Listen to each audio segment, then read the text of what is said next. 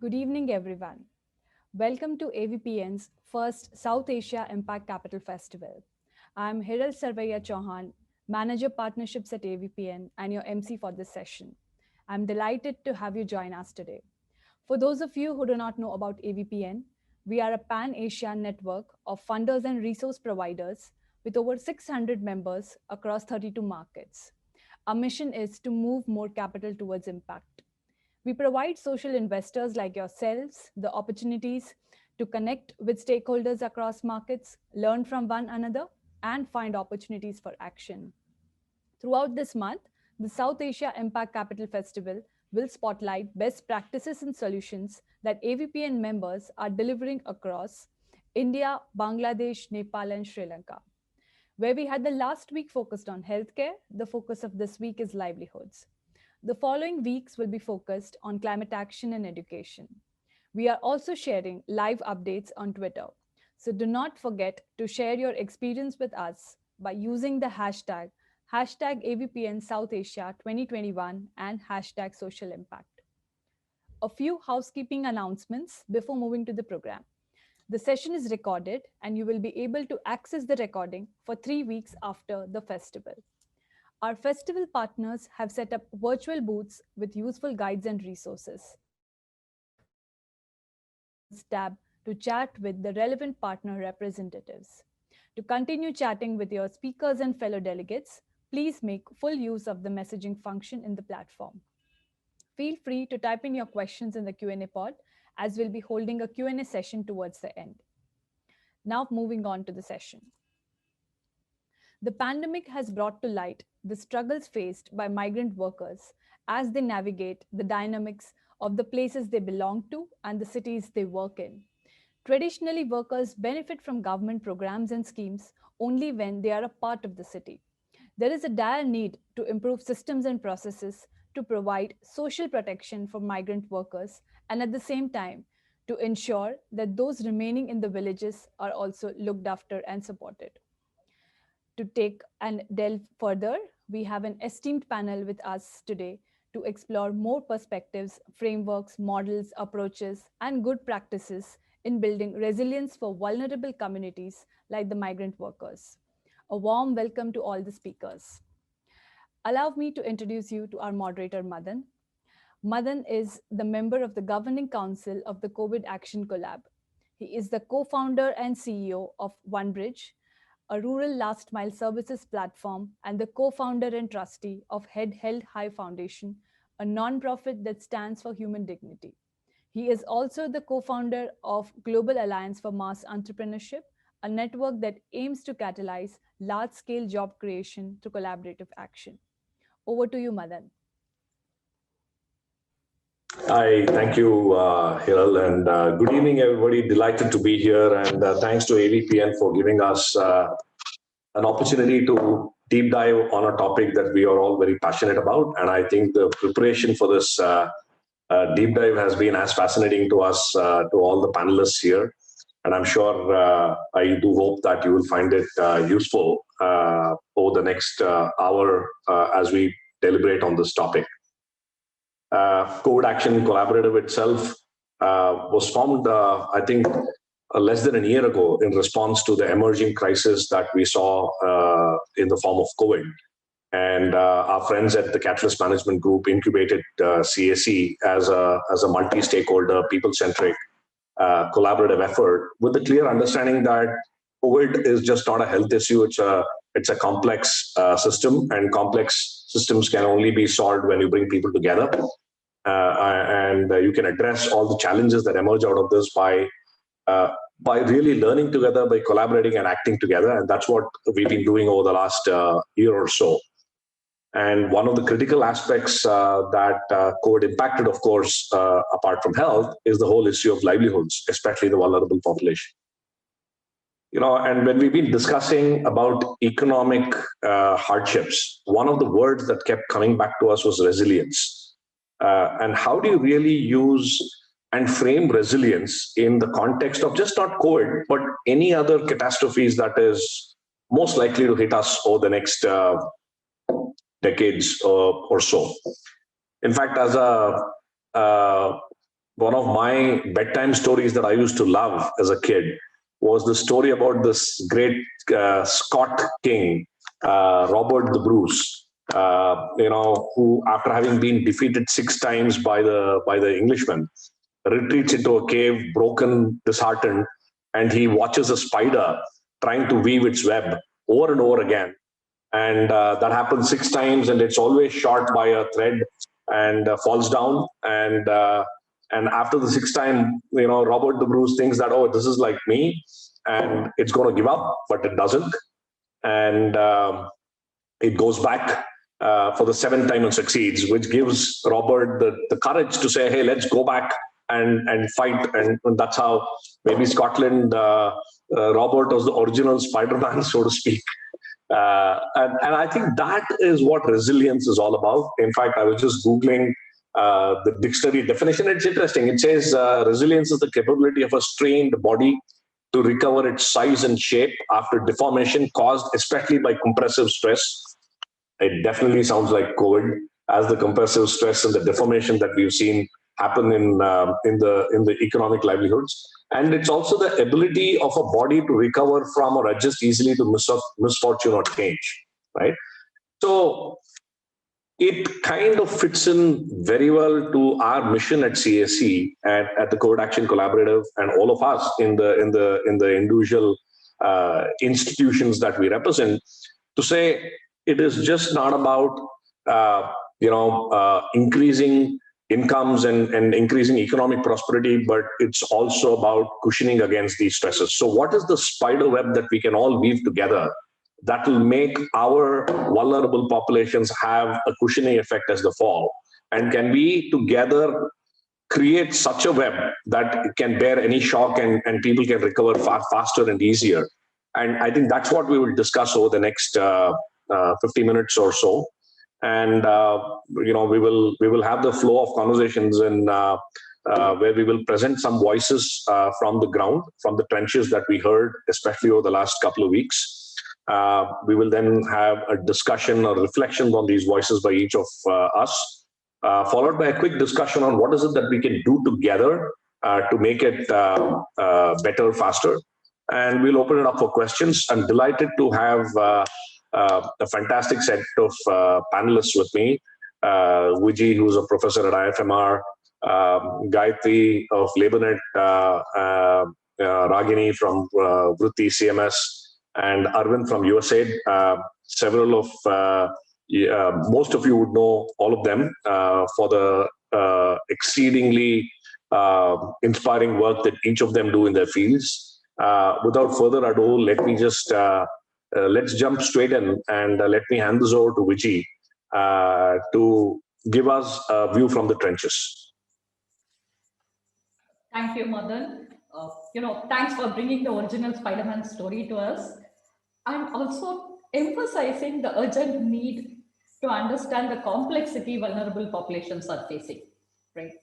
Everybody needs a Spider-Man to help us. Let's listen to what the voices from the trenches, as you say, are telling us. Let me start by sharing their dreams for future. Next slide, please.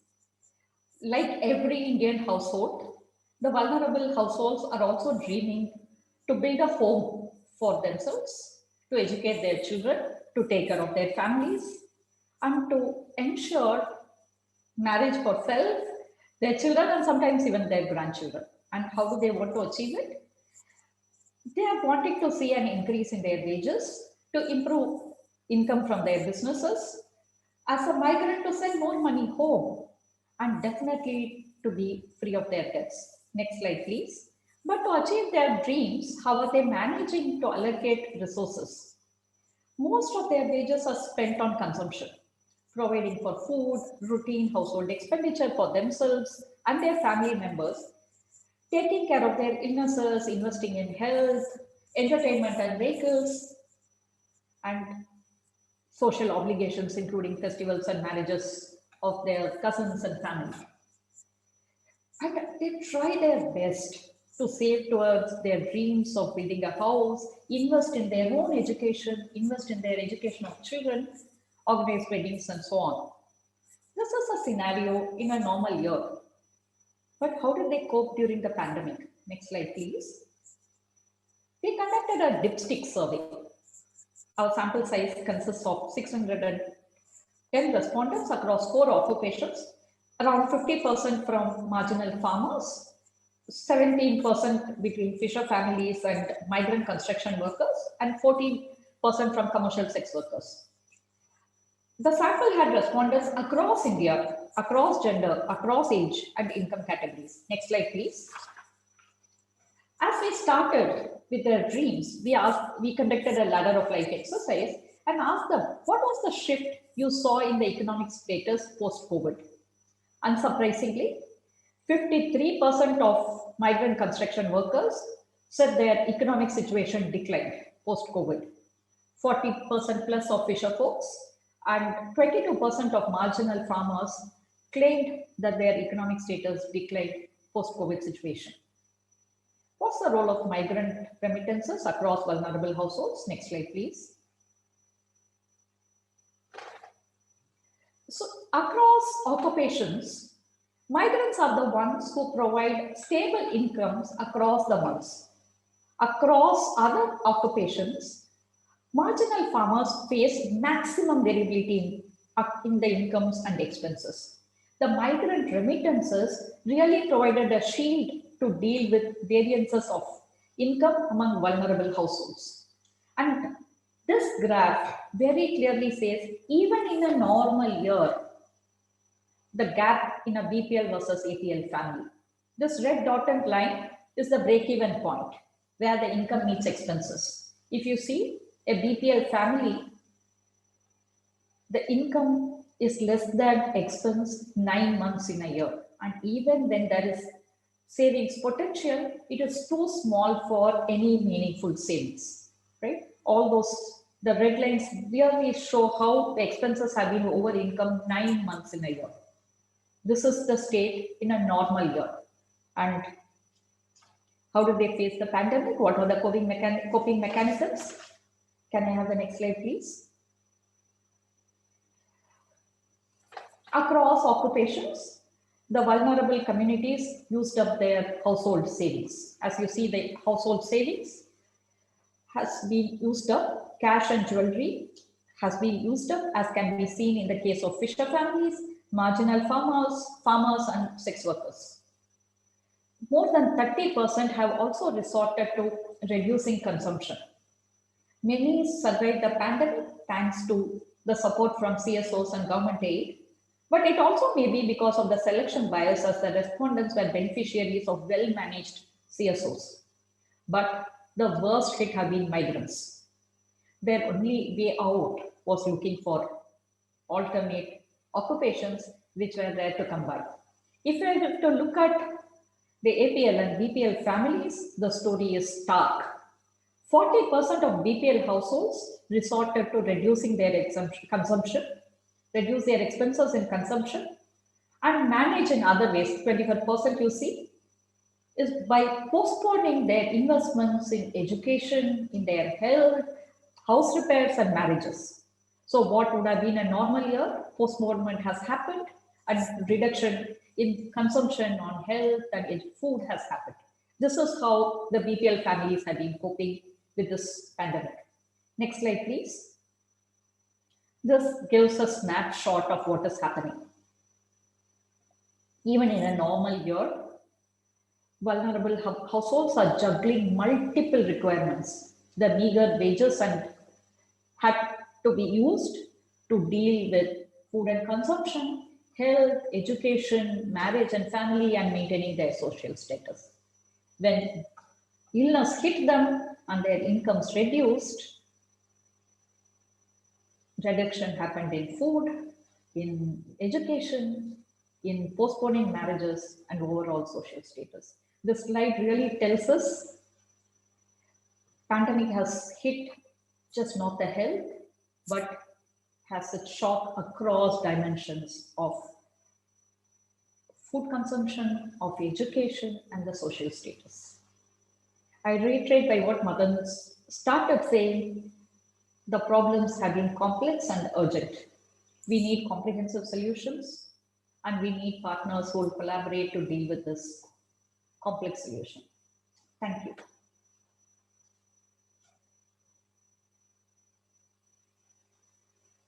Thank you, and can we move on, please?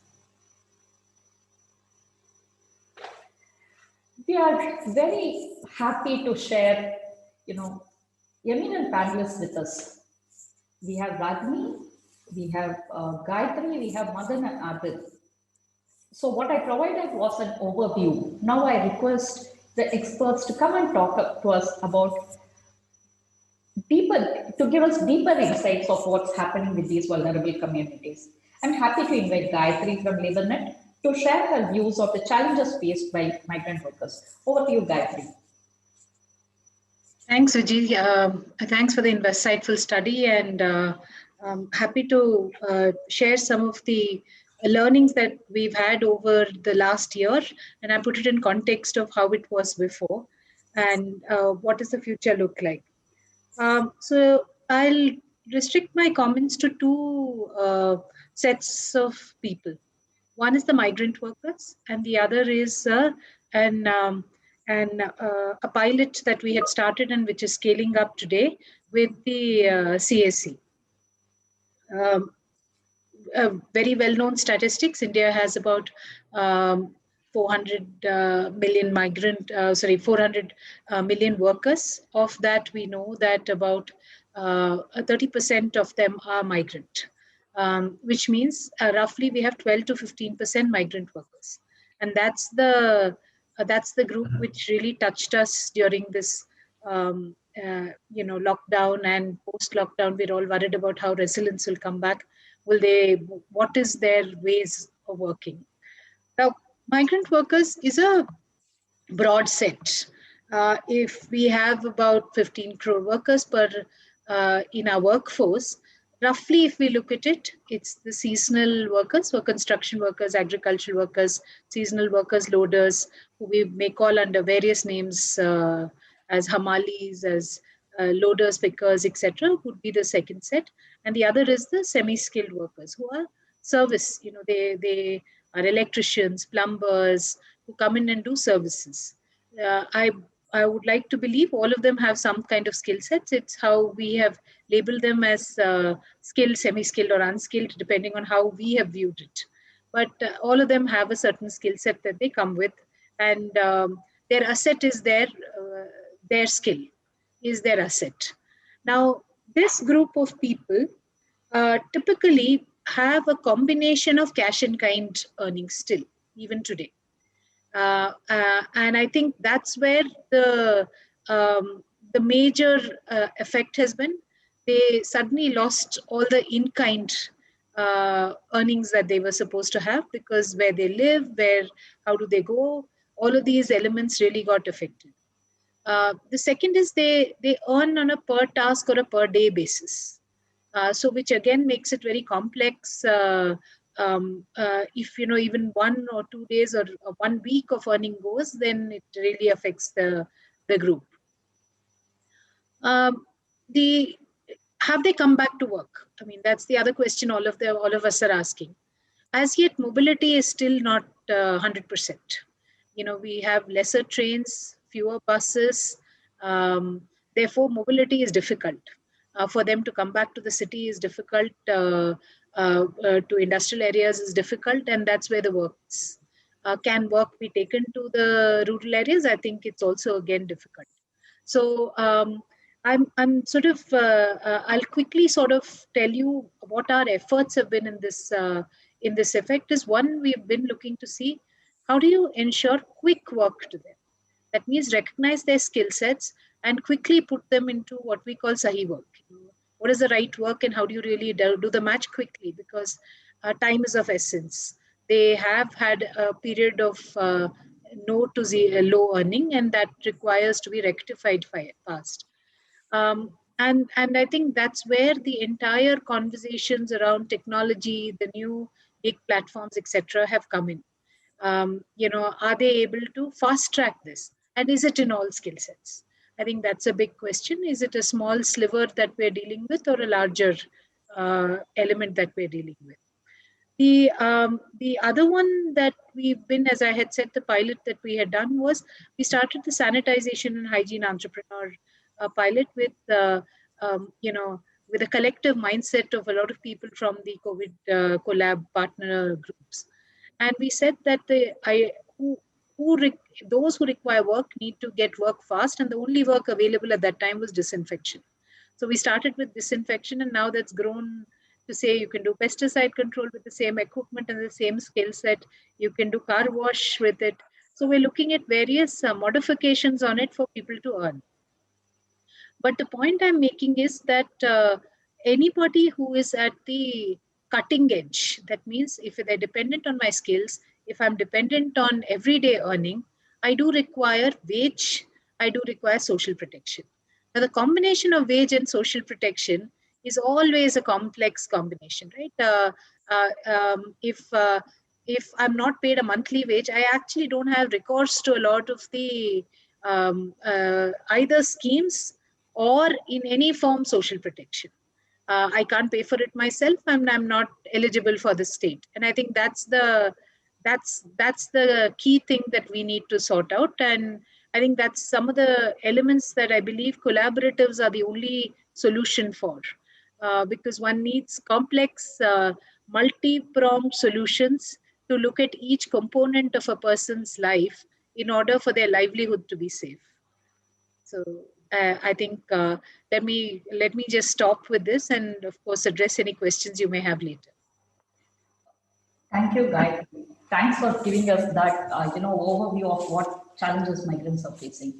I'm very happy to call on Ragini to talk on behalf of Vritti, who's supporting livelihoods of marginal farmers, fishing communities, right? Working across India.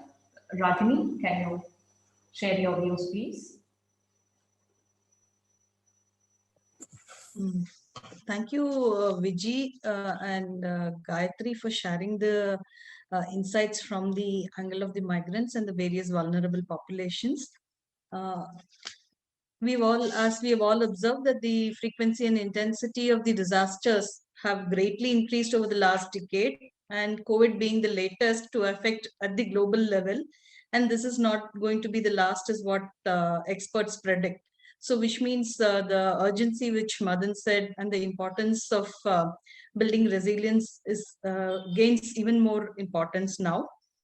I would like to share the experience of Vritti, where I work with. It is a part of the Catalyst Group, having more than 25 years experience in the development sector. Vritti works with vulnerable communities, small farmers, micro entrepreneurs, small and artisanal fisher folk. The overall development paradigm we have is to work with them to make them wealthy, healthy, and resilient. So it's in that background we work. We find the families from the vulnerable communities, as Viji's sharing also said, they have not only a deficit in their incomes, but also uncertainties and seasonality and erratic nature. So for them to juggle these itself is a difficult one. And when shocks come in, they become much more vulnerable and get set back by many years, and coming back becomes difficult. So we define resilience as the ability to manage and absorb these uncertainties, these shocks, and bounce back.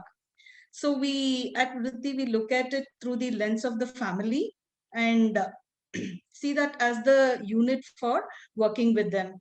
So we see the framework we have for building resilience is about reducing costs. Can go to the next slide, please. So the framework is about reducing costs, improving incomes, promoting resilience practices, protecting with insurance, and coping with savings. So here we can look at this framework as a combination of prudent risk-taking, where you enhance their livelihoods, risk reduction by creating assets, risk transfer like insurance, and risk reserve like savings. So this is how we see it, and work with individual families. But again, for individual families to access these kind of services becomes difficult. So there's a need for a community collective to be there so that you can reach these services and support to these families. because there will be a scale and the demand system of the community gets strengthened. So in Vrithi's context, the farmer producer companies are the community collective.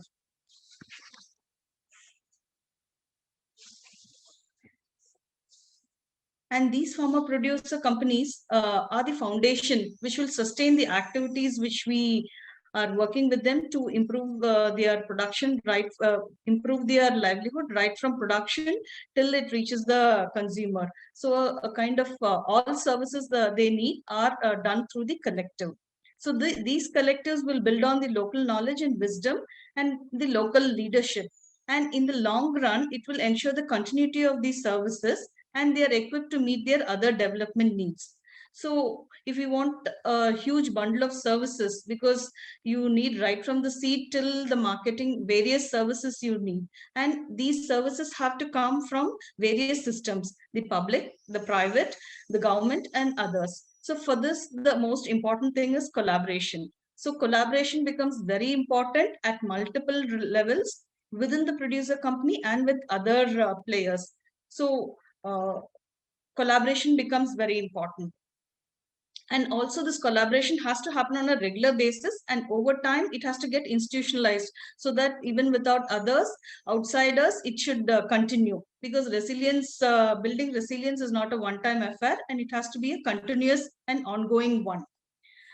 Again, these farmer producer, we have the farmers, we have the collectives, and for them to thrive in isolation is difficult. So we need to have a strong ecosystem or a platform which can nurture these farmer producer companies, help them to thrive, scale up the benefits to their members and the reach and their outreach. So this will increase their bargaining and negotiation power in their, and make them more relevant to their local ecosystem. So for this purpose, what at Vrithi we have done is, we have set up something called the Business Acceleration Unit, which will support the farmer producer companies, say at a district or at a block level. So it takes care of the implementation arrangements, the collaboration, the facilitation between the farmers, the company, and the various service providers. And it also works on helping to change the mindset of the farmer to see the farming as an enterprise, and develop the producer companies to become market and tech savvy, and they run it as a business to benefit their members. So we have the farmer, we have the collective, we have this platform. So for this, we see that technology plays a very important role. So it can bring the demand and supplies together, the support systems, and it makes the operations and the collaboration seamless. So therefore, leveraging technology to work in favor of the vulnerable communities helps to build one more element in their resilience armor. So this is the way in which we work, having the this development framework, the family, the community collectives, and working on the principles of collaboration, and having using technology. This is how we work. Similar initiatives are there for working with the fisher folks.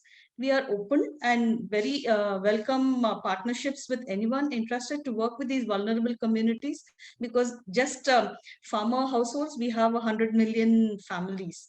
So I think with this, I will stop, and any questions, we can take it towards the end. Thank you. Thank you, Ragini. Thank you for showing what Vrithi is doing to build resilience among vulnerable families.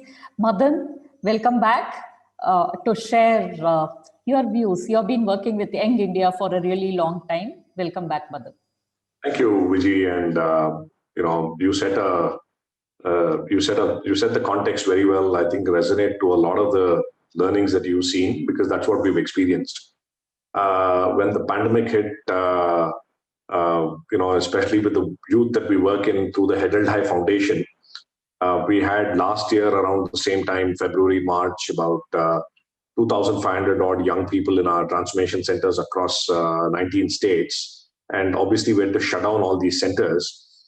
And given that we also knew that several of our, about 95% of our young people are coming from below poverty line families, one of the most vulnerable in deep rural, I don't think we estimated the impact that COVID would have on them. Almost immediately in 3-4 days time, we started getting calls from our trainees and their families saying, there's no food to eat.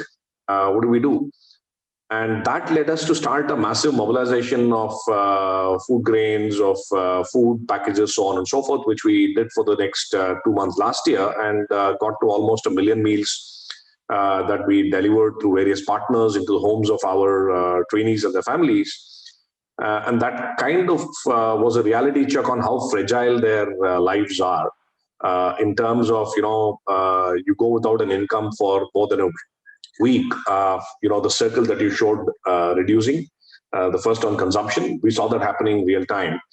What we also realized in the course of conversations was that there was absolutely no information nor access to many of the social security schemes. And the information asymmetry is something that I think is a big deal to solve, because either they're not aware, or if they're aware, they think it's too hard to get access to and they'll have to pay a lot of money to a lot of people to get access to, or they think it's not worth it, right? And there's a lot of misinformation that's floating around. So one of our learnings has been that how do you really provide access to information, and how do you do away with this information asymmetry, which is what we did with our trainers. We started going household to household and started talking about, what are the various benefits your family can avail, where do you go to, what do you do, so on and so forth. Here is where I must really thank the collective, the collaborative, because we started leveraging the huge information base and knowledge base that existed within the CSE to kind of get this. And we started actually connecting social security schemes to our families. Glad to share that over the last 9 months, we have touched over about 5,000 families and connected them to various social security schemes.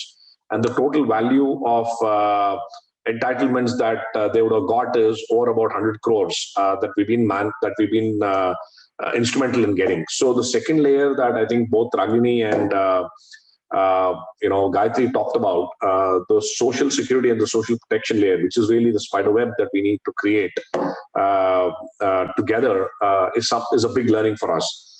The last part that I want to share is that as hardships hit, trust starts eroding, and you need to have a trusted source somewhere close by where they can reach out to and ask, what do I do? In the game side, we experimented by running a call center. We ran a state level call center in Karnataka for especially the small businesses that got hit. But what we realized was, even for a small business owner to pick up a phone and talk to somebody on the other line whom he or she don't know was an intimidating factor, right? They didn't trust us enough to share all the pains that they were going through, and they didn't trust us enough that it'll be solved. In OneBridge, the rural enterprise I run, that is the model that we are trying to figure out, that if you have a trusted advisor in the village who has access to all information, who has access to processes, workflows, etc., and this person can start make things happen for the community.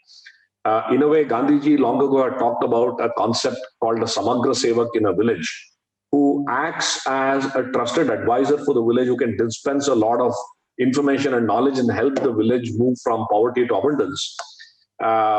In our minds, we call this entity as the abundance ambassador. So the point is, how do you create trust centers within the local communities, and how do you make them accessible for everybody, was the third learning that we saw. And fourth, just to reiterate what Gayatri was talking about, when we talk about gig economy and how there are gig models, of course, without the technology platform, in a way, gigs have been existing in the rural areas and our villages for years now, because there is no single source of income. So if there's a young person or a youth who's 22 years of age, in the morning he is helping his family out in the fields. In the afternoon, he's helping his uncle run some recharge shop. In the evening, he's helping another friend sell milk. So in a way, these are all gigs, but which are very informal. What we see is a massive opportunity to structure this, to bring some tech into it, and to create some predictability, so that I think creating multiple sources of incomes for the families, and not just for the young person, but can you look at what skills the household has and what kind of jobs can be done, which I think is a massive opportunity, especially in the fourth industrial revolution that comes. You talk of IoT, you talk of VR, AR, drones, etc. I think it'll create a lot of income opportunities for our young people to leverage to deliver a variety of services to the villages. So in a nutshell, if you want to create that spiderweb, our experience has been look at the family security, look at integrating multiple income sources, not just for one person, but for multiple people in the family. Figure out what you can do on education and skills, and whatever grants and scholarships we can get helps. And lastly, how do you create a community-based trusted model which can leverage all of this and deliver within the local village level has been our learning.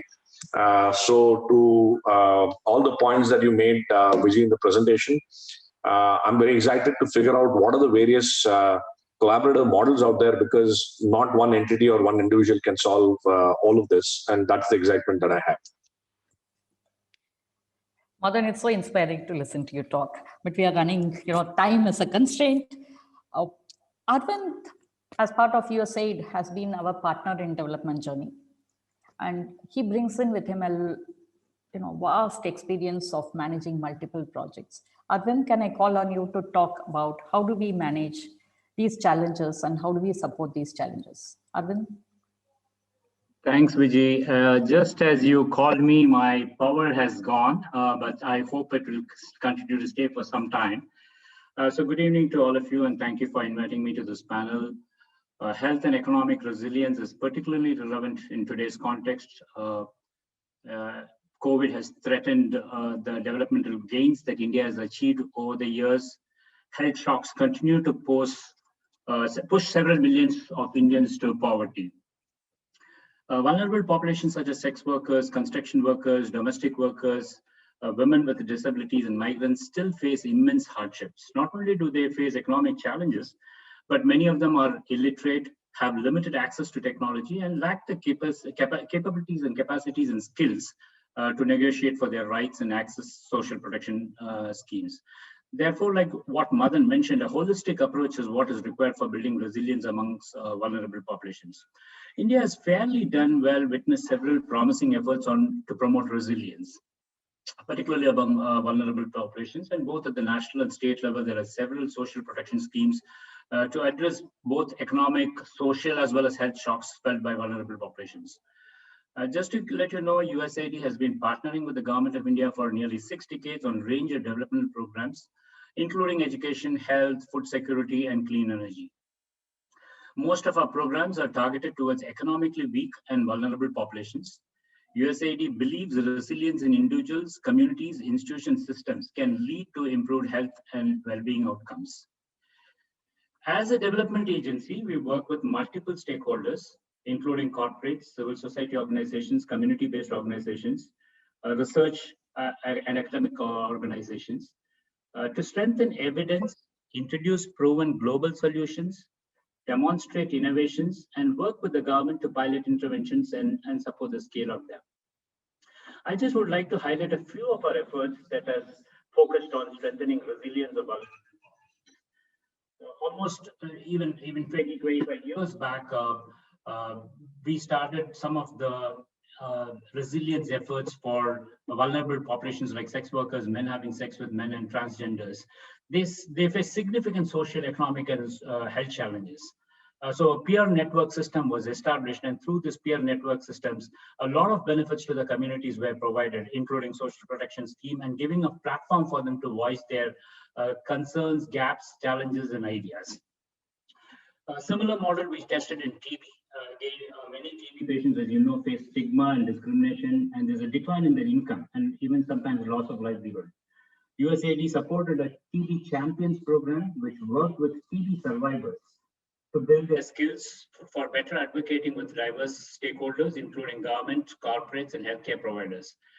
Many TB patients are also linked to several grant in aid and returnable capital programs to augment their income and livelihood. In fact, even we introduced a corporate TB pledge program, which taps corporate social responsibility resources to support TB prevention, care, and support to vulnerable populations. A couple of more efforts has been very recently. We are working with the MasterCard and Hindustan Levers for trying to introduce a social enterprise program, largely focusing on women entrepreneurs. The amount of funds and investments that we are offering here is as low as from 5,000 to 10,000 rupees, making it much affordable to anyone who wants to start economic improvement activities for their development. Two more efforts which I would like to highlight is more at a systemic level. Our urban health initiative is focused largely on addressing the health and wellness challenges of the urban poor. Most of them reside in slums, largely migratory. The urban poor have their own socio-economic and health challenges. This project, Samagra, which is implemented by a partner, adopts a three-pronged approach to address the health and wellness of the urban poor. The first approach is we work very closely with the government. We provide technical assistance to local governments to influence policies, to make sure that the schemes are offered to the urban poor populations. There's a great emphasis in supporting and scaling up proven solutions, particularly tech-enabled solutions. And there is a strategy for also including grant challenges to test innovative approaches focused on addressing health challenges of the urban poor. One last effort that I would like to highlight and end with this is that we have recently partnered with several foundations, commercial banks, and impact investors to develop innovative financing solutions to address the health and wellness issues of India's vulnerable population. This is in collaboration with the National Health Authority of India. We have established the first blended financing facility in health programs. And this largely supports a lot of innovations focused on improving health and welcome outcomes for vulnerable populations. Though this is targeted more towards the mid and small size enterprises, corporates to improve their business arrangements, this model can be easily also introduced for vulnerable populations and women entrepreneurs and small retailers.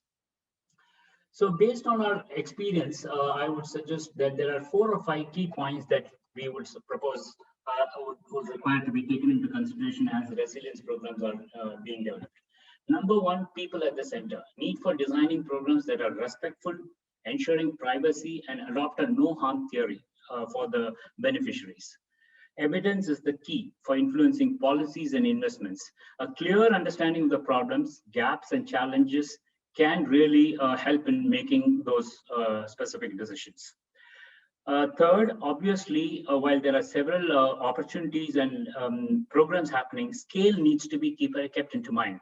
There could be wonderful programs which are kept at a very small level. I'm not discounting the importance of that, but definitely as we plan for resilience for vulnerable populations, we need to think about scale at all levels, both at the state and the national level. Finally, blended models for empowerment is something which has a huge potential. As all of you know the old saying that giving a man a fish, you feed him every day, but teaching him to fish, you make him to have his food almost on his own. So today there are several opportunities that are available both in public and private sector. Grant is not the only opportunity. Social protection schemes are not the only opportunity. All of them as a comprehensive program makes it much more beneficial for the vulnerable populations. I'll stop here and happy to answer any questions in this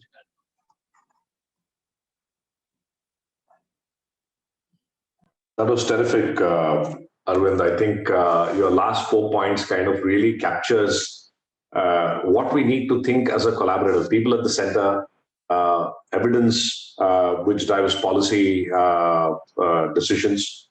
How do you think of population scale? And lastly, how do you orchestrate and bring together all the elements so that for the consumer or for the citizen on the ground, for our brethren in the vulnerable population, I hate to use the word beneficiary. That's why I'm struggling for another term. How do you make it look so seamless, and how do you deliver these services? I think that's a terrific summary. We have a few minutes before we get into Q&A. Maybe I will use this opportunity to pull in Gayatri, Ragini, and of course Arvind, saying given the scale and scope of what we need to do, if you had a magic wand and you had to make a wish that, hey, here is what I wish this collaborative can solve, what would that one wish be for you? What is the one big, hairy, audacious goal that we as a collaborative can take? Maybe Gayatri, you want to share your perspective from where you come from? I think for me, it would be our ability to actually look at wages and social protection together for the vulnerable population. I think that would be one thing that I would consider as important. And given that the collaborative has over 300 partners and our ability to reach large numbers is available, that different financial instruments, borrowing from what Arvind said, I think the design of different financial instruments, the application of different financial instruments to ensure that every worker is able to, take home at least 10 to 15,000 rupees by 2025 is what I would consider as very important. Excellent. Thank you. And Ragini? I would like the relevant collaborators to work together, because working with farmers, just not one or two of us can do everything. So the relevant partners come together and we work in a synergistic way. I think that would be the need of the hour. So you're saying if we all come together and work together, problems will solve. So coming together and working together is the critical thing that we need to do. The rest will follow. Yes. Arvind? I would echo what Rahini just mentioned. I think if we can you hear me? Yeah, loud and clear. Yeah, I think if this collaborative can be the one-stop shop platform, particularly for different organizations, philanthropists, corporates, foundations, to understand exactly what are some of the critical challenges and what are the models that can be supported.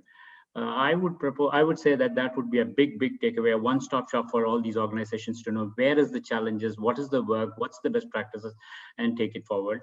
And the second is to sort of be very innovative and test different financial models for empowerment, economic empowerment. Excellent. I couldn't agree more. And I always keep thinking of two quotes that inspire me. One is, I think, is attributed to an African proverb which says, if you want to go fast, go alone, but if you want to go further, go together. Right? And I think what we need to do is resilience is not of course, there's a need and an urgency to it, but we have to really embed this within the DNA. And the only way to do it is to do together. The other thing is, it's easy to talk of an alliance, of a collaborative. It's much easier said than done. I think Ford said it beautifully when he said, coming together is the beginning, working together is progress. I mean, keeping together is progress, and working together is really the success. And at the CSE, I think, figuring this out. We are trying to figure out, how do you come together? How do you work? How do you keep together?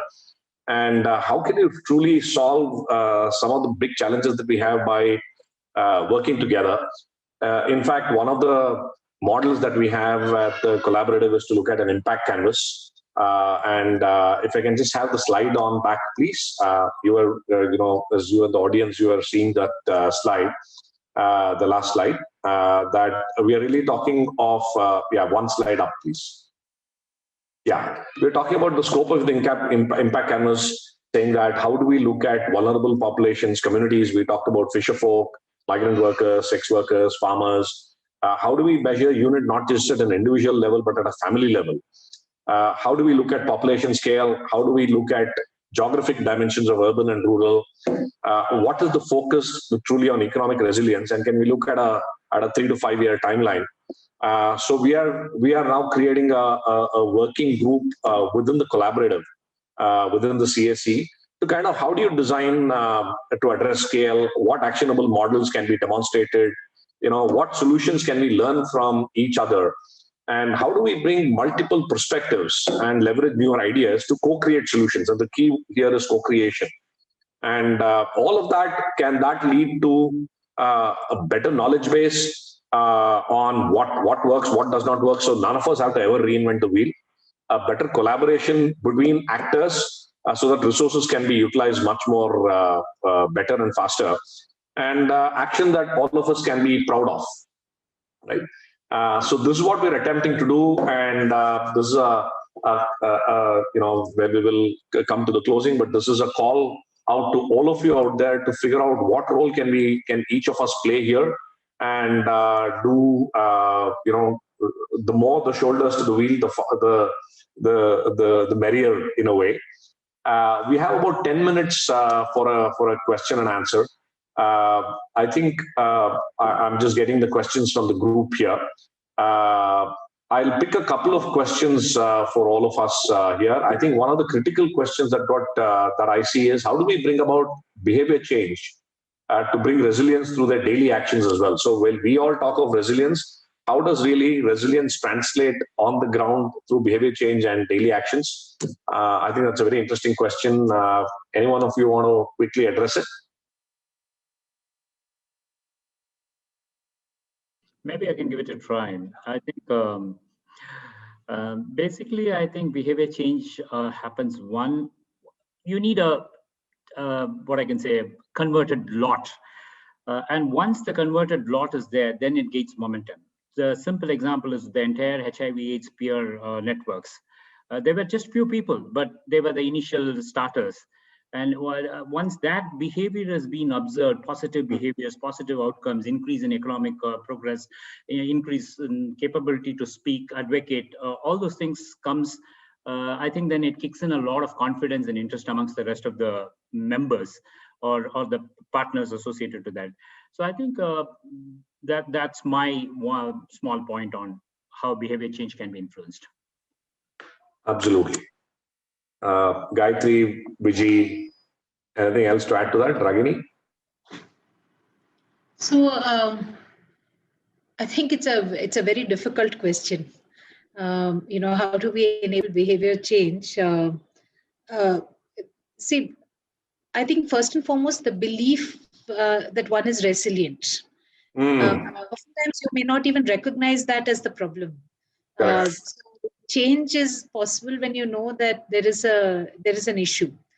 So I think the poor often are in a I don't think it's a great analogy to use, almost clinically depressed state. So you're already at a low point. So anything further, you come back to the same. So you sort of play this volleyball to the low point. And as I said, I'm not happy with my analogy, but I can only think of that. And therefore, behavior change is it's a decadal change. So it's not a quick wand, replacing, sort of fashionable words doesn't really result in change. So change is a sort of lived experience.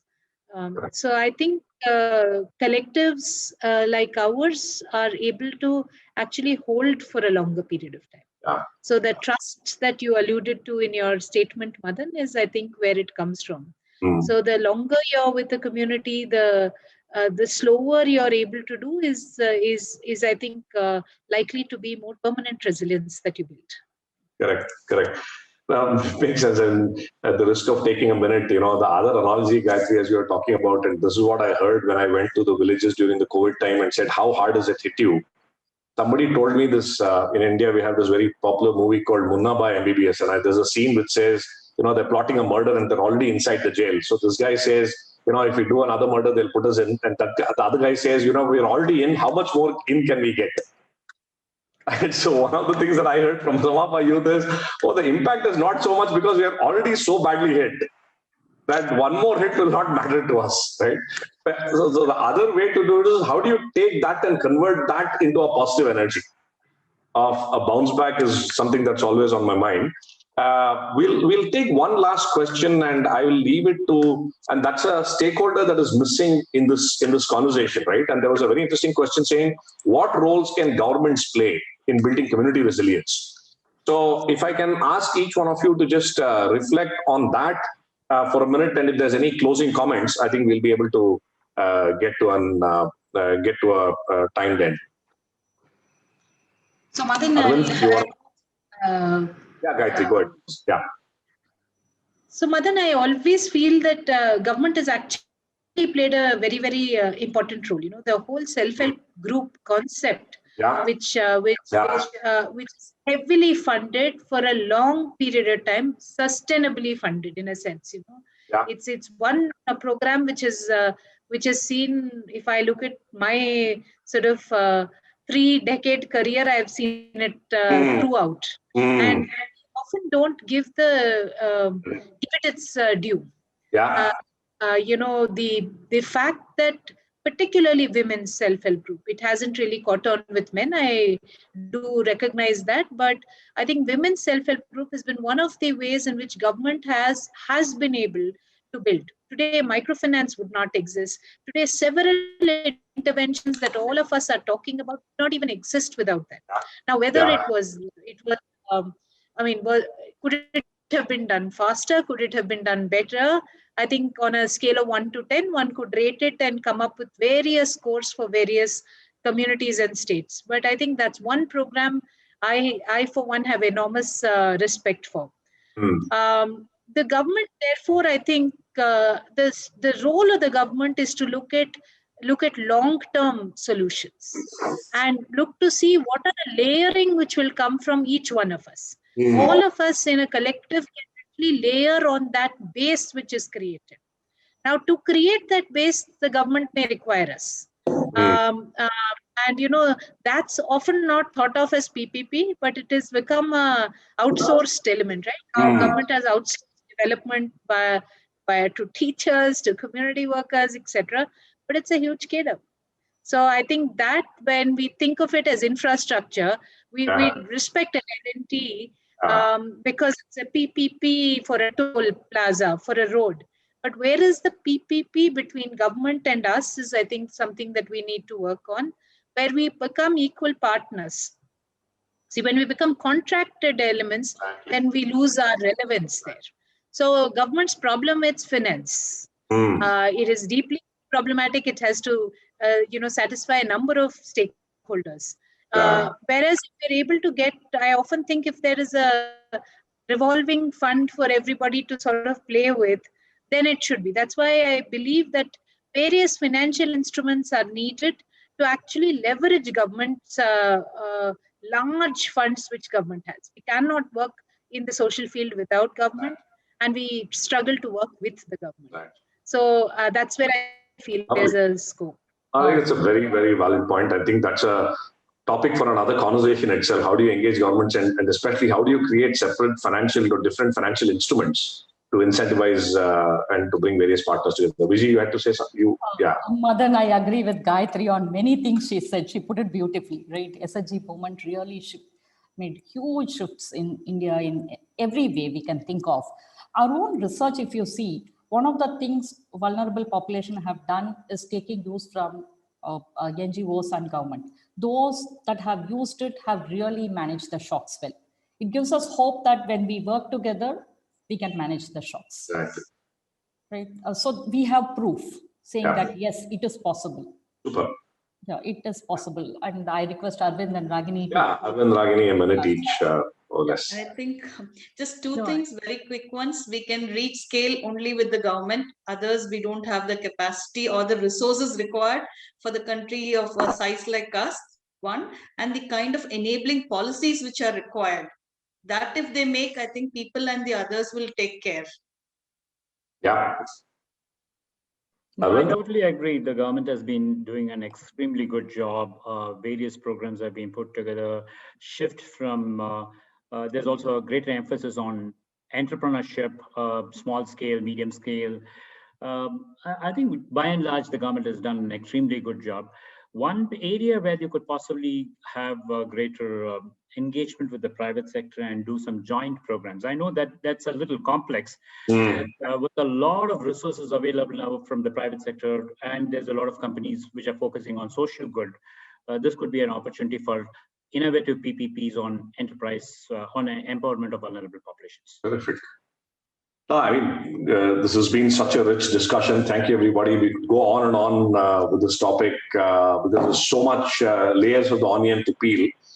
The only thing that I can commit on behalf of CAC to all of us is that, interestingly, I talked about Munna Bhai MBBS. The next sequel to MBBS Munna Bhai was Lage Raho Munna Bhai. And Lage Raho in English means be at it. So I can assure that we will all be at it. If you are at it for longer periods of time with the right intent, magic will happen. So calling all of you guys to be Lage Raho with us, and look forward to working with all of you. Thanks to AVPN for having us here, and thanks for those wonderful questions. We couldn't address some of it, but we have the email ID and the way to connect with us, and happy to engage in deeper conversations as we go along. Thank you. Yeah, thank you to all the panelists for an enriching and insightful conversation. It has been interesting peeling off various layers of how we can build resilience in the vulnerable communities. And I think what comes out from the conversation is different approaches, different stakeholders. So it takes a village to build resilience in vulnerable communities. So at this note, we would like to thank the kind support of our festival partners, the Bill and Melinda Gates Foundation, Sesame Workshop India, Rockefeller Foundation, COVID Action Collab, VNV Advisory Services, the British Asia Trust, WPP India CSR Foundation, Catalyst Management Services, and Satwa. To continue chatting with your speakers and delegates, please make use of the messaging and meeting function of the platform. Do share the highlights of the session, and do not forget to tag us using the hashtag AVPN South Asia 2021 and hashtag social impact. Up next, tune in to our next session, the Grandstand on Livelihoods, in a few seconds. Thank you all, and please enjoy the rest of the festival. Thank you. Thank you.